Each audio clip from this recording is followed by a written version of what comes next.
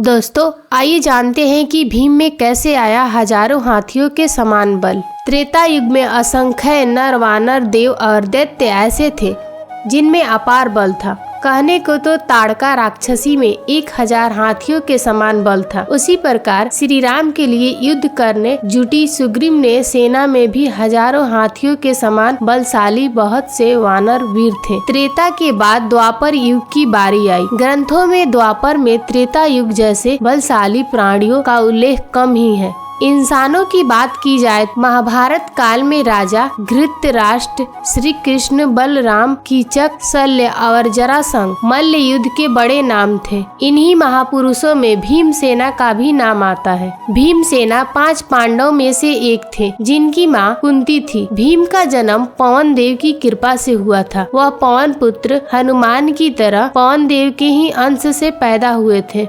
जन्म के समय से ही भीम बड़े बलवान थे। उनका आकार भी सभी गौरव पांडव राजकुमारों में से सबसे बड़ा था। बचपन के समय से ही दुर्योधन समेत सभी गौरव भाइयों में भीम से ईर्ष्या थी। वे भीम को मारने की फिराक में रहते थे। पंडित रामचंद्र जोशी बताते हैं कि ग्रंथों में इस बात का जिक्र है। एक रोज गंगा तट पर क्रीड़ा के दौरान भीम को बातों में फंसाकर दुर्योधन ने विषैला खीर खिला दी। उसके बाद बेहोश भीम को गंगा में फेंक दिया।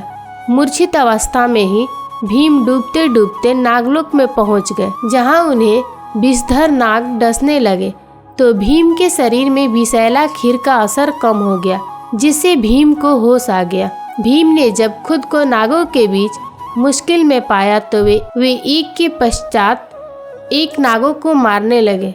नागराज वासुकी तब अपने मंत्री आर्यक के साथ भीम के पास आए। आर्यक नागों ने भीम को पहचान लिया और भीम को कहा, मैं तुम्हारे नानी जी का नाना हूँ। जिसके बाद वासुकी ने भीम का अतिथि की तरह स्वागत किया। फिर आर्यक नाग के कहने पर भीम को नागलोक में 8 ऐसे दिव्य यकुंडों का रस पिलाया गया, जिनसे भीम का बल बहुत बढ़ गया।